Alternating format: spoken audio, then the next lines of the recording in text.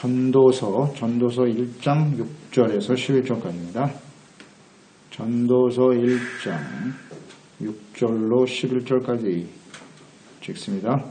바람은 남으로 불다가 북으로 돌아가며 이리 돌며 저리 돌아 바람은 그 불던 곳으로 돌아가고 모든 강물은 다 바다로 흐르되 바다를 채우지 못하며 강물은 어느 곳으로 흐르든지 그 위로 연하여 흐르느니라. 모든 만물이 피곤하다는 것을 사람이 말로 다 할 수는 없나니 눈은 보아도 족함이 없고 귀는 들어도 가득 차지 아니하도다. 이미 있던 것이 후에 다시 있겠고 이미 한 일을 후에 다시 하겠지. 해 아래에는 새 것이 없나니 무엇을 가리켜 이르기를 보라. 이것이 새 것이라 할 것이 있으리야. 우리가 이렇게 오래전 세대들에도 이미 있었느니라. 이전 세대들이 기억됨이 없으니 장래 세대도 그 후 세대들과 함께 기억됨이 없으리라. 아멘. 만족이 없고 피곤한 인생. 인간의 삶의 가장 기초적인 삶의 목적 본분은 하나님을 아는 것이죠. 우리를 지으시고 세상을 창조하신 주관하시고 섭리하시는 하나님을 알고 섬겨야 하는 것이죠. 이 전도서는 하나님이 없는 인생이 얼마나 헛되고 무의미한 것인가를 우리에게 깨우쳐 주지요. 하나님을 알고 그 앞에서 살아가는 삶이 매우 중요하다. 하나님은 우리 모든 행위와 은밀한 일들을 다 아시고 선악과에 심판하시는 분이시기 때문이죠. 하나님이 없이 살아가는 것은 목적 없이 살아가는 삶이죠. 되풀이되는 아무 의미 없이 되풀이되는 삶이기 때문에 허망할 수밖에 없고 결코 우리에게 유익을 주지 못한다. 하나님을 떠나 죄 가운데 살아가는 인생은 헛될 수밖에 없다는 것을 전도서가 우리에게 교훈을 줍니다. 이어서 6절에도 바람 같은 인생이다. 남으로 불다가 북으로 이리저리 돌다가 불던 곳으로 다시 돌아가는 것이 바람이다. 하나님께서 세워놓으신 질서 속에서 이거 반복적으로 일어나죠. 반복적으로 일어나는 자연현상들인데 이것이 사실은 우연히 발생하는 것 같지만 그렇지 않죠. 하나님께서 이 모든 일을 행하고 계시는 거죠. 필요에 따라서. 그 모든 것이 사실 이 땅에 살아가는 모든 사람들을 위해서 하나님이 하시는 일들이죠. 바람이 없다면 우리 생각하게 되죠. 그러니까 이 바람 속에도 하나님의 뜻이 있다는 것을 알아야 돼요. 이걸 모르기 때문에 계속 반복되는 그 일들로 인해서 허무할 수밖에 없다는 건데요. 바람, 즉 풍랑으로 인한 시련들 속에서도 하나님의 뜻이 있음을 알지 못하면 헛된 인생이 되고 만다는 거예요. 바람, 풍랑. 바람이 우리에게 유익을 주기도 하지만 때로는 바람이 태풍이 되어 풍랑이 되어 우리 삶에 큰 위해를 가하는 일들이 벌어지기도 하잖아요. 근데 그런 바람들 속에도 하나님의 뜻이 있다. 이것을 알지 못하면 그 풍랑과 바람에 의해서 깨어져 모든 것이 망가져 버리는 인생. 허망하지 않습니까? 네. 뜻을 모른다. 제자들이 예수님과 함께 배를 타고 갈릴리 바다를 지나가다가 풍랑을 만났죠. 근데 이 왜 바람이 부는지를 잘 몰라. 왜 이런 일이 다가왔는지를 깨닫지 못하죠. 그래서 죽음의 위기에 처하게 되었더라. 누가복음 8장 24절 제자들이 나와 깨워 이르되 주여 주여 우리가 죽겠나이다. 한데 예수께서 잠을 깨서 바람과 물결을 꾸짖으시니 이에 그쳐 잔잔하여 지더라. 이 바람 속에 나타난 하나님의 뜻. 다 의미가 있단 말이에요. 그들을 연단하고 풍랑과 바람도 잔잔케 하시는 분 그분이 예수 그리스도요. 하나님이심을 백성 그 제자들에게 깨닫게 하시려고. 그러니까 이 의미를 몰랐잖아요. 제자들은. 그러니까 두려움 속에 흔들리는 거예요. 아하 이 바람 속에도 하나님의 뜻이 있구나. 그렇지 않나요? 이런 걸 알고 사는 사람과 모르고 사는 사람은 엄청난 차이가 있는 거예요. 그냥 바람이 때가 되면 불고 그 바람 속에 나타나는 일들로 인해서 시련과 손해를 볼 때도 있지만 그 의미를 모르니 허망하잖아요. 그러니까 그 태풍으로 인해서 인간이 수고와 노력을 쌓아놓은 그 모든 일들이 하루아침에 물거품이 되고 말잖아요. 참 허망하지 않습니까? 이걸 모르면 인생은 허망할 수밖에 없는 거예요. 우리는 알기 때문에 결코 헛되지 않죠. 7절 8절의 말씀도 강물 다 바다로 흐르고 계속해서 흐르죠. 이 강물은. 그러나 바다를 채우나? 채우지 못한다. 강물은 또 나온 곳으로 돌아가서 다시 흐르죠. 이 계속 반복되는 거예요. 쉬지 않고 바다로 흐르는 강물, 바다를 채우지 못한다. 저는 이 말씀 묵상하면서 인간의 욕심이 떠오르네요. 욕심을 묵상하게 됐어요. 강물 마르지 않아요. 계속 흘러가죠. 물론 비가 오지 않는 사막과 같은 지역도 있지만 일반적인 지역에서 비가 쏟아지고 또 그것이 강물이 바다로 흘러가 바다가 다시 증발을 해서 구름을 만들고 바람이 이리저리 인도하는 데 따라 또 비를 쏟아내고 이 계속되는 겁니다. 이 순환이 계속되지요. 끊임없이 계속돼요. 그래서 강물이 흘러내려가는 것, 특히 폭포 같은 거 이렇게 보시면 말이죠. 그 강물이 폭포가 되어서 쏟아지는 그 장면을 한번 보세요. 참 장엄하기도 하고 굉장하기도 하지만 야, 저 물이 어떻게 1년 내내 끊임없이 쏟아지는가 이런 걸 한번 생각해 보세요. 계속 쏟아지잖아요. 계속. 저걸 보면 그런 걸 보면서 아, 인간의 욕심이 저거 같구나. 인간의 욕심이 끝이 없어요. 욕망을 채우려고 해도 바다를 채우지 못하는 것처럼 말이죠. 끝없는 욕심을 가지고 살아가는 인생. 인간의 욕심은 채워지지 않죠. 참 허망한 인생이다 하는 걸 생각하게 돼요. 그 욕망을 따라가는 인생이라는 것. 채우지 못하는 욕심이 얼마나 허망합니까?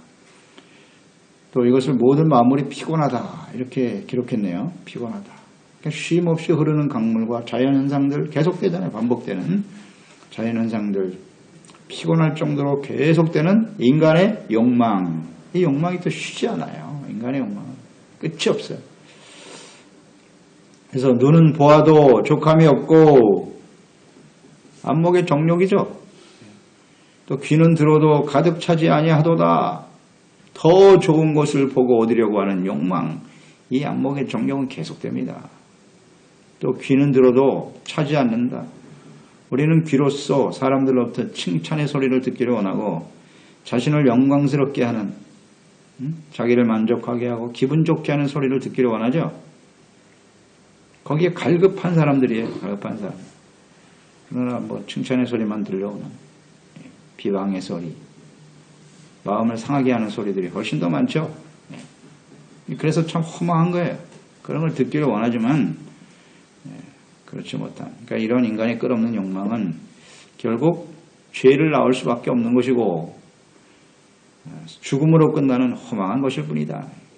끝없이 쏟아지는 강물과 같이 바다를 채우지 못하는 흐르는 강물과 같이 피곤한 인생을 끊임없이 욕망을 추구하며 살아가지만 결국은 죄짓고 영원한 멸망으로 죽어간다. 야고보서 1장 15절 욕심이 잉태한 즉 죄를 낳고 죄가 장성한 즉 사망을 낳느니라. 죽음으로 끝나버리는 인생. 허망하지 않습니까? 그래서 인생은 허망한 거예요. 피곤하고 허망한 인생. 하나님이 없으면 그렇게 되는 겁니다. 그 욕망을 추구하며 살아가는 인생이 얼마나 허망한가. 자연의 현상을 빗대어서 기록하고 있네요. 아주 지혜로운 말입니다.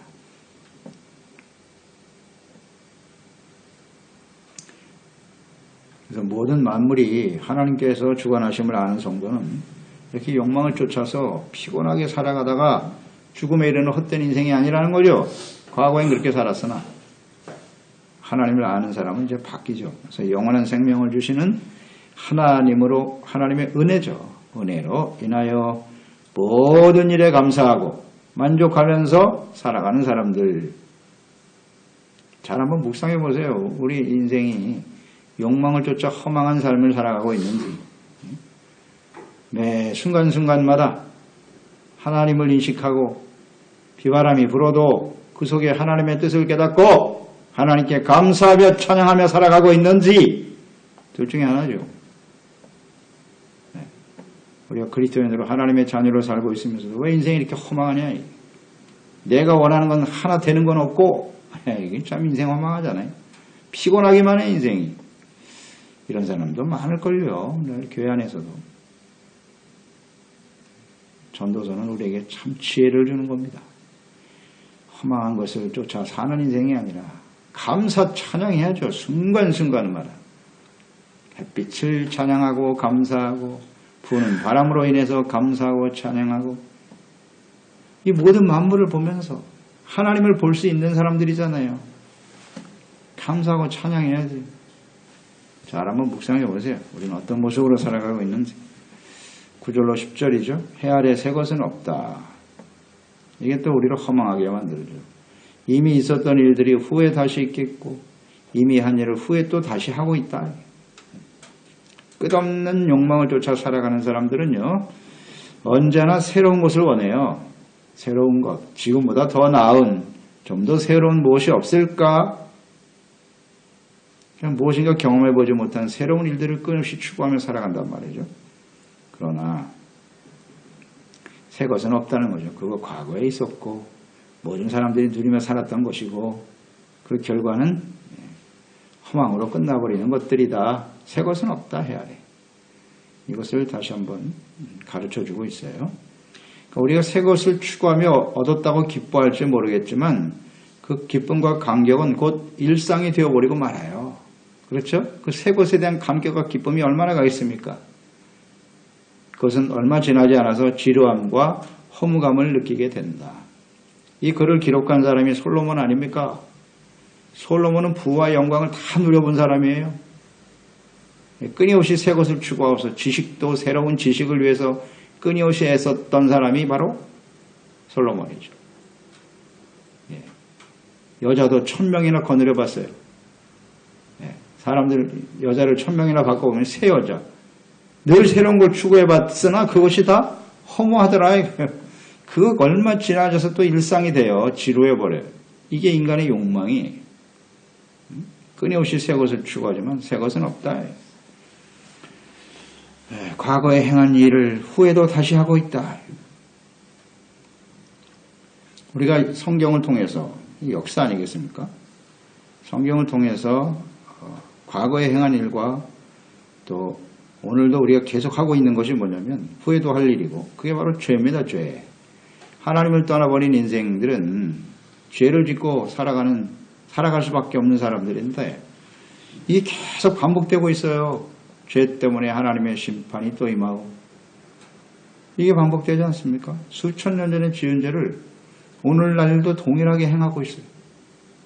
또 우리는 내일 앞으로 주어진 날 동안 계속 또 죄를 짓고 살 거예요. 사람들이 많은 시간 동안 수많은 역사, 많은 시간 동안에 새로운 문화와 지식을 발전시켜 왔죠. 새로운 것을 얻기 위해서. 그러나 결국 욕망을 쫓아 죄 가운데 살다가 죽음에 이를 수밖에 없는 허망한 인생이라는 거예요. 오늘날 이 시대의 문화와 지식과 정보를 자랑하죠. 과거에는 있을 수 없던 놀라운 지식들이죠. 그러나 그것은 우리에게 얼마나 큰 만족을 줄까요? 만족할 수 없죠. 그래서 뭔가 또 새로운 것을 계속 추구하는 게 인생이지만은 결국은 죄 가운데 죽을 수밖에 없는 허망한 존재들 똑같이 죄를 짓고 있어요. 이러한 허망함과 피곤함이 때로는 하나님을 찾는 계기가 될 수도 있죠. 그러니까 이 전도서가 우리에게 주는 메시지예요. 하나님이 없는 인생은 허망하다. 헛되다. 이것을 깨닫는 사람은 깨닫게 함으로써 하나님을 사모하게 하는 것이 사실 전도서의 기록 목적이라고 봐야 돼요. 그렇죠? 그러니까 이 전도서 말씀을 공감하고 그렇다 우리 인생이 이렇게 험한 것임을 인정하고 받아들일 때 하나님을 바라보게 되는 거죠. 이사야서 40장 29절 이하죠. 피곤한 자에게는 능력을 주시며 무능한 자에게는 힘을 더하시나니 소년이라도 피곤하며 곤비하며 장정이라도 넘어지며 쓰러지되 오직 여호와를 앙망하는 자는 새 힘을 얻을 것이다. 독수리가 날개치며 올라갈 감 같을 것이요 다른 박질하 해도 곤비치 아니하겠고 걸어가도 피곤하지 아니하리다. 아멘이죠. 인생은 피곤할 수밖에 없어요. 욕망을 쫓아 살아가는 인생들은. 또 새 것도 없어. 새 힘과 능력을 얻기를 원하지만 그렇지 못해요. 그러나 오직 여호와를 앙망하는 자는 그랬죠. 하나님이 우리에게 날마다 새 힘을 주시고 새 힘, 매일매일을 살아갈 수 있는 힘을 하나님께로부터 공급받고 피곤한 인생이 아니라 의미 있는 인생, 감사와 기쁨과 만족이 넘치는 인생, 이거 깨닫지 못하면요 하나님께 나아갈 수가 없어요.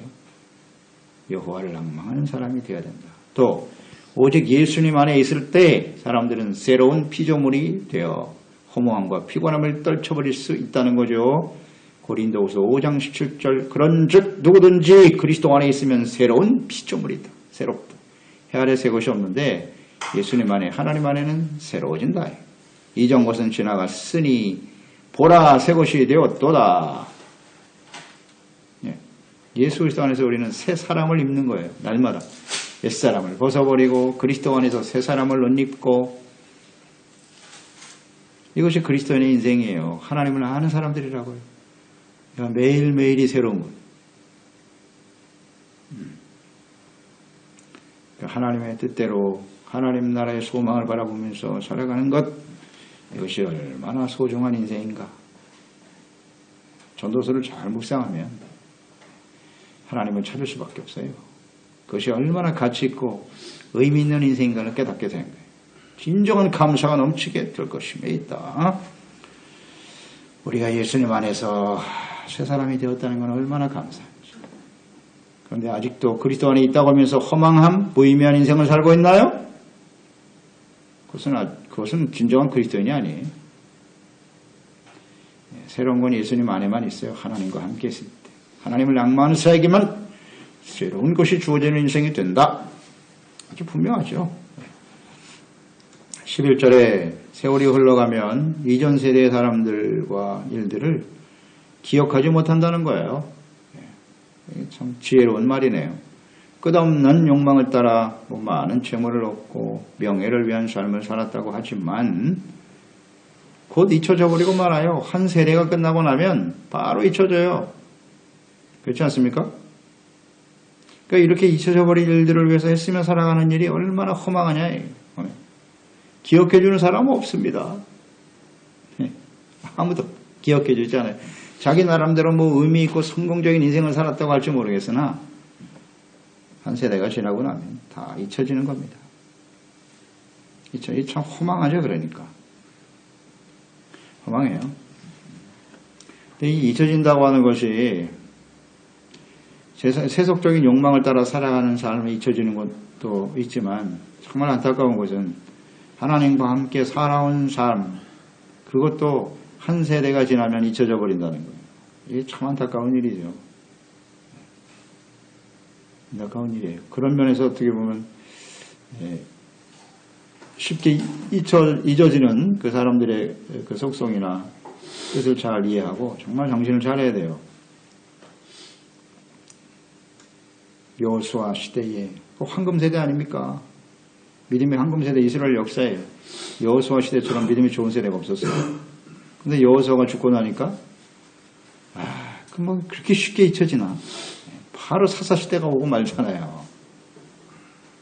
참 허망하죠. 그 놀라운 승리의 역사.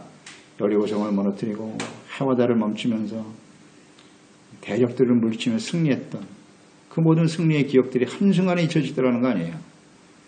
하나님을 잊어버리는 인생, 이게 참 안타까운 겁니다.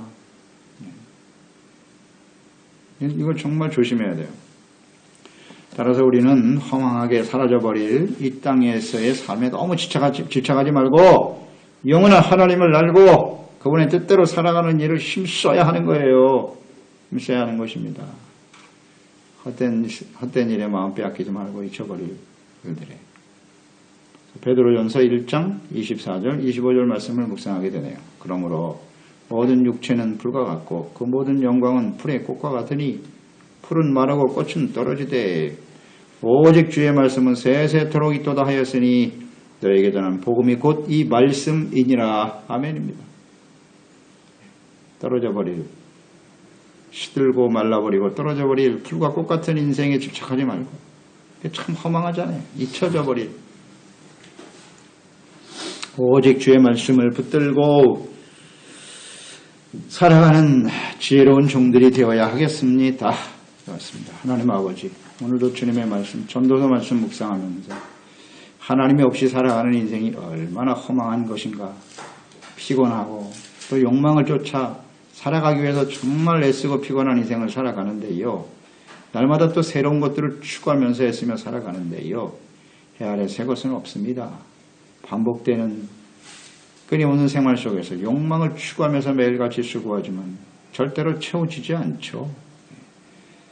결국 죽음으로, 죄 가운데 살다가 죽음으로 끝나버리는 허망한 인생인데요. 이러한 또 잊혀져 버리는, 쉽게 잊혀져 버릴 수밖에 없는 우리의 삶이 우리를 허망하게 만드는데요. 오직 하나님을 알고 그분의 뜻을 좇아 우리의 삶에 되어지는 모든 상황 속에서 하나님의 뜻을 알고 그분의 은혜를 감사하고 겸손히 하나님의 말씀 앞에 영원한 하나님의 말씀을 붙들고 살아가는 저희들이 되게 해 주시옵소서. 쉽게 사라져버릴 땅에 있는 것들에 너무 집착하지 말고 영원하신 하나님, 그분의 말씀을 붙들고 순종하며 살아가는 지혜로운 종들이 되게 하여 주시옵소서. 예수님의 이름으로 기도드리옵나이다. 전도서 1장 6절에서